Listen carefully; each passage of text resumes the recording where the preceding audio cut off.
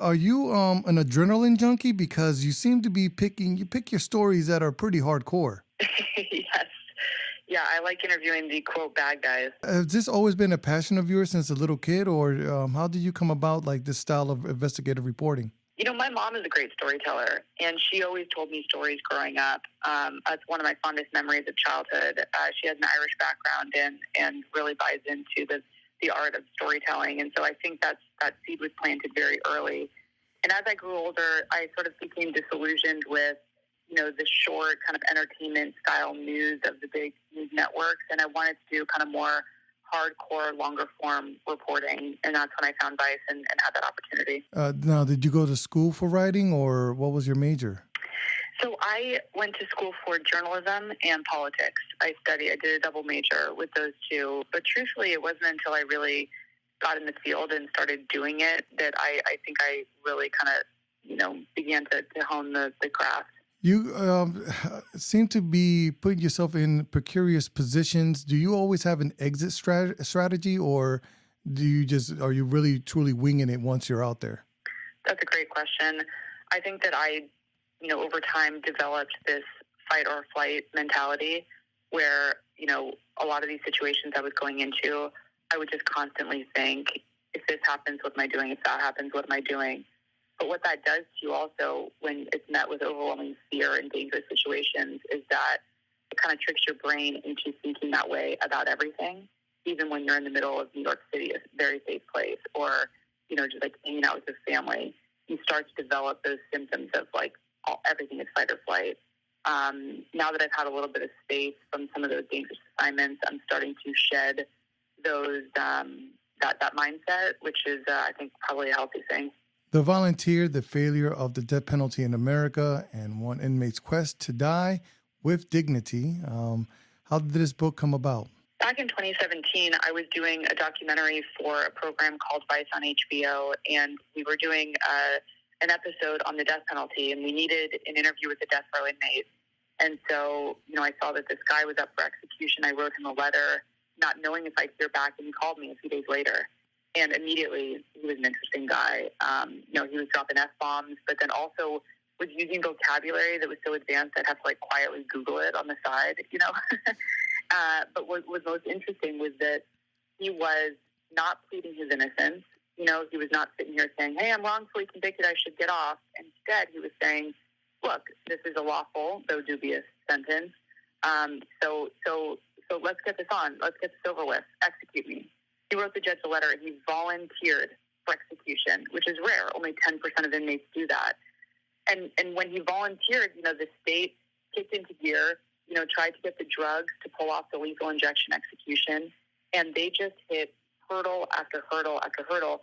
And in the end, they weren't able to pull off this execution. And I just thought that was a powerful representation of how broken the death penalty system is in our country, that you can have an inmate in the state with this shared goal of execution, and yet it still doesn't happen. We're one of the few countries in the world that still have executions. And in recent news, there's been a gentleman out there that requested to be executed by a firing squad. Are we taking steps backwards? That's an interesting and complicated question, because people think, wow, the firing squad, that's so brutal, that's so gruesome. Well, the fact of the matter is that execution is brutal, and lethal injection is brutal. These guys are not falling asleep peacefully on gurneys, according to expert witnesses and specifically anesthesiologists who are experts in these drugs, who have witnessed these executions, who have reviewed hundreds of autopsies. I mean, they say to a virtual medical certainty, these guys are being tortured to death. They're suffocating to death mid-execution, and they're feeling it, okay? And by the way, lethal injection has a 7% rate of botched execution. And then the firing squad has effectively a 0% rate of being botched. And so I think we kind of need to reframe how we think about, these methods. I think that in some ways the public has been sort of pacified by these, this method seeming like it's, it's kind of medicalized and, we've sort of sanitized or whitewashed the death penalty. But now when you have an inmate in South Carolina several weeks ago who said, I don't want lethal injection, no way.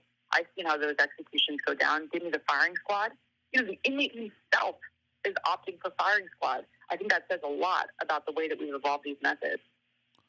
And how these people, where do they get these drugs?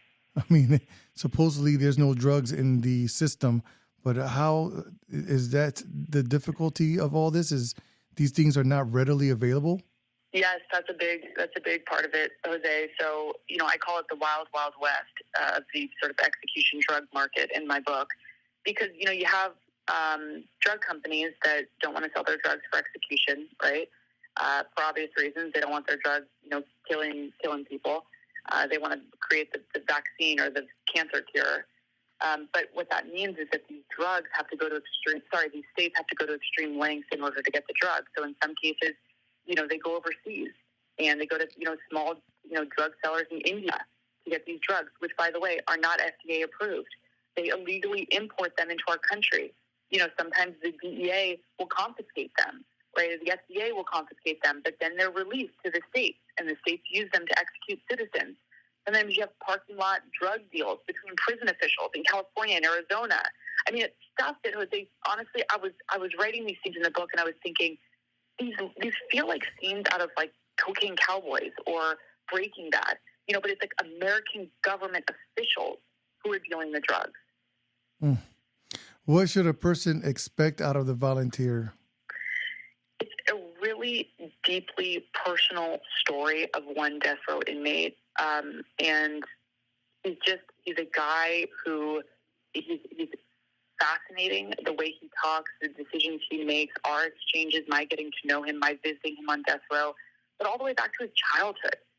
What happened? How did he end up, convicted of 2 murders? I go really deep on his story. And I think that people can, expect to be sort of surprised at how conflicted they feel about the death penalty, even if they feel comfortable in their position now. I really try to shake people out of their comfort zone.